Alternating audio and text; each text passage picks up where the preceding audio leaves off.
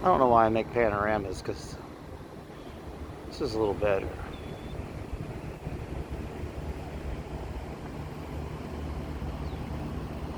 That's the crow's nest. There are crows in the crow's nest. Let me zoom in. Now, there's the crows. Now nearby is this thing. That's an eagle's nest. Well, it's a little roost. And he doesn't bother the crows. And he's lucky the crows don't bother him, because they will harass an eagle. I swear I see a face in this thing. Nobody else saw it till I saw it, but pretty sure it's going to be noticeable now that I pointed it out. These are some of the guns, medium guns. This here is a this is a 20 millimeter anti-aircraft gun. The 20s were the only effective. All right, so there we go. That'd be fun out there on the range. Go ahead and pause. Well, let's go ahead and look at that again. Look at that cloud formation. So you have a very horizontal landscape. There's cloud and water.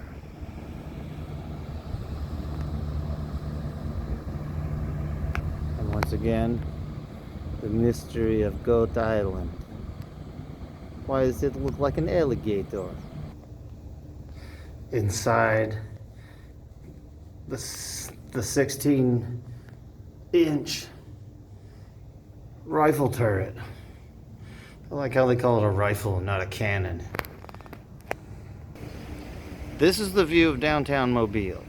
Another artist painted that patriotic mural there. Mobile Bay, the port. You see these more of these Star Wars Empire AT-ATs are arriving daily to deal with the rebels.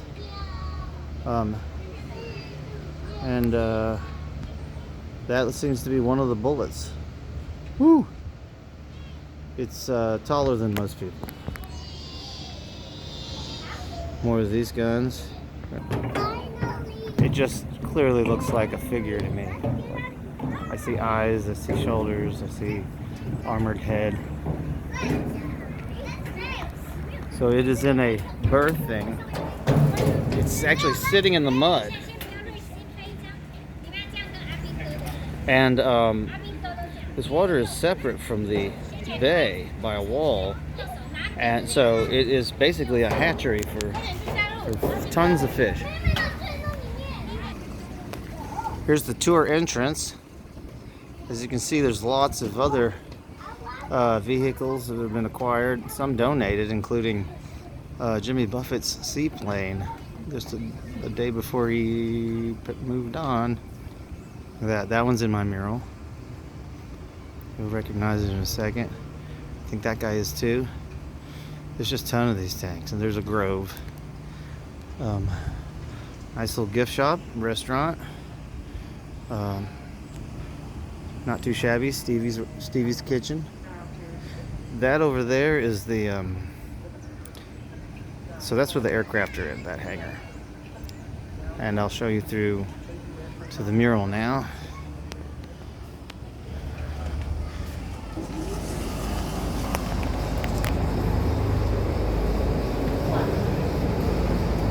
When you come in, you can look at this map. It'll tell you all the different things that you can see. So we're right here, I guess. Something like that. This water right here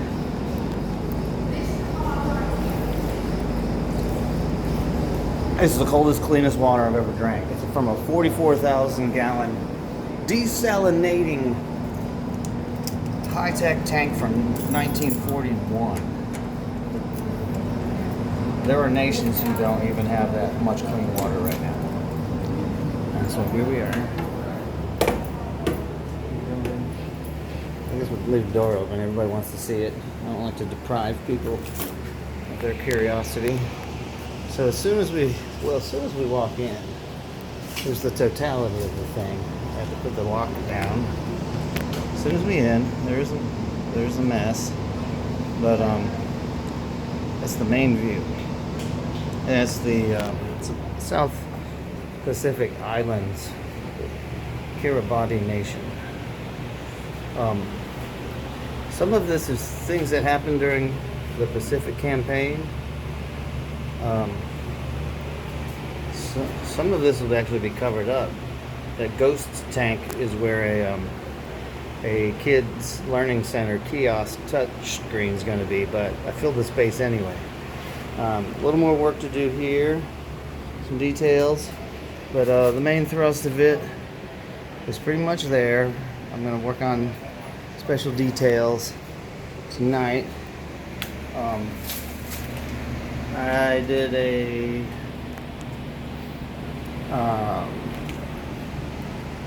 it was primed before I got here, and then I put a layer of really nice, expensive, strong interior white latex enamel. There's a lot of subliminal stuff in here. Like, this guy sort of seems like this was like a soldier at first, and then I noticed some of these other guys. So it's like you got the Japanese guy there, but sometimes there's like these people that I didn't even see before. That might be an islander. Whether I finish that in detail, we shall see. A lot of coconuts, a lot of coconut crabs. That's a red ghost crab right there. It's a real thing. And on SpongeBob SquarePants, Krusty the Crab is one of these red ghost crabs. Coconuts, shells, some Marines disembarking. More details like this guy right here. That's just improvising out of my head. The rest of this was done with a big 3-inch house painting brush. I took a photo of the tank out in the parking lot, and then I blew it up on the laptop and put a piece of paper over that and traced it out, and then cut that out, and then I painted it, and then I used acrylic glue to put it down there, and I sealed it, and then I just put a layer of safflower oil with an alkyd dryer to begin the oils. It's already sort of soaked in. Here it's a little thicker though, so that's wet, and that's called couching with medium to prepare the surface for an easy job oil painting. But everything was acrylic up until now, and I'm about to put the first oil brush strokes on. Some of it is actually that some of those tubes of fluorescent paint that that you got me for the for the Church of Sound sign in the middle of the stage. What an honor! And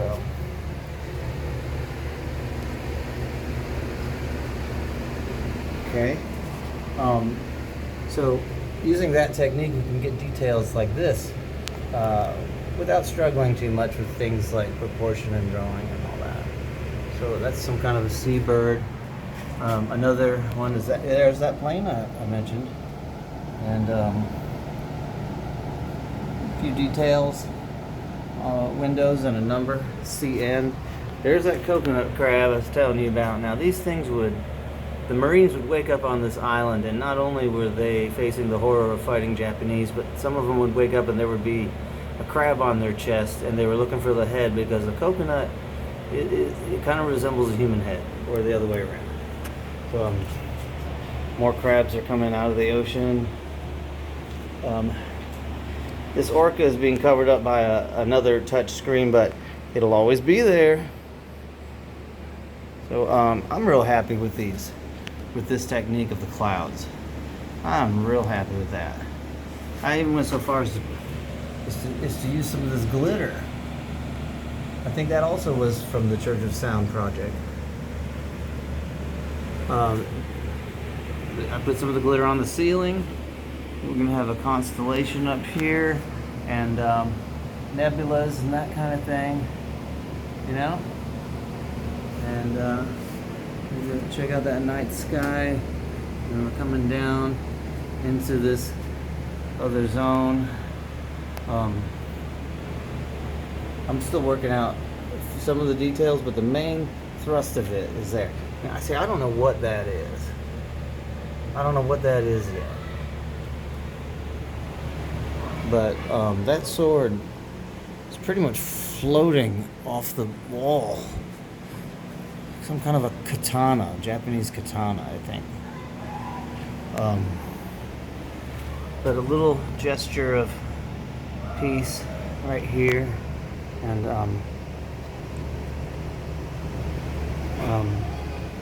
so this is Muscle Shoals.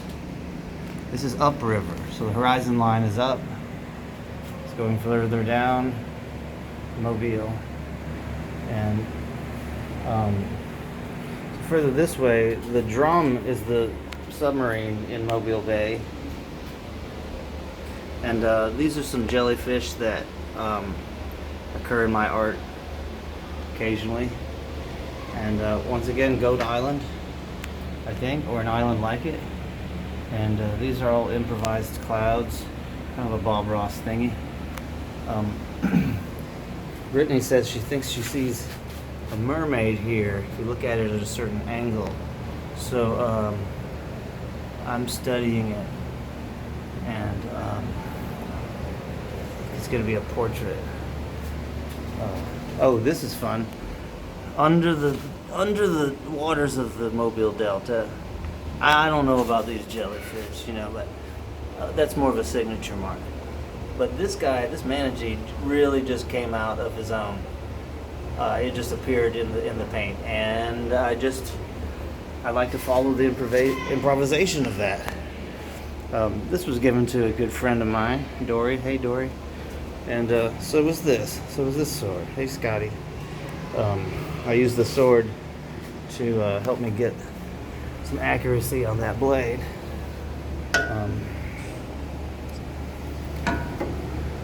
Sword on the battleship. Here's my workstation. Well, what do you know? Sweetwater, Fame, Grits and Greens, y'all. This band, Hattiesburg, Laurel, Mississippi, and they do play Muscle Shoals and Mobile. Oh yeah, I forgot to show you this guy.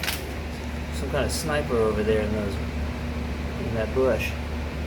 And these guys are getting their gear together, and then we saw another one over here in this tree, and that looks like it might be a tank. We're gonna have to investigate. These colors right here, just really pushing the possibilities of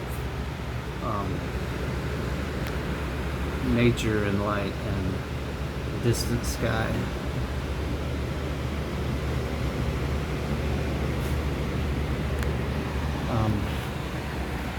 Brittany really likes this part, really likes it. So she works here and is in charge of this project. Brittany Royal, thank you very much. Some strange spatial things happening, very spatial. It's kind of a dimensional shift. I'm still working out possibilities and how to, when it's just pretty, then there's some interesting things to come from here. I think this is going to be an Alabama flag. This might be a dragonfly, and I think this might be a helicopter. But this little fella, I traced him from a photo and cut him out, painted him, and stuck him on the branch, which also sort of looks fairly humanistic.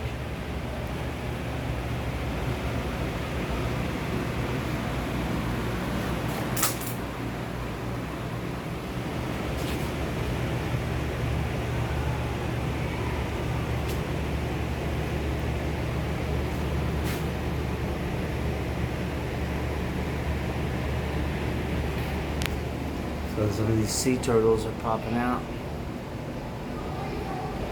This is kind of a Japanese and Chinese painting style, mixed with Leonardo da Vinci and Bob Ross and Max Ernst surrealism, I'd say. These guns were just happened to already be there, and I thought it was a Japanese turret. Looks like he's committing Harry. But after doing that, then this too started to seem like a Japanese statue. And this is going to be a life preserver with the USS Alabama on it. About out of battery. And this is the moon. This was made by this was in a shoebox with some stuff my grandfather had. So that's from the 70s. I put it on the moon. And there's the Earth. There's the moon again, Mobile Bay. And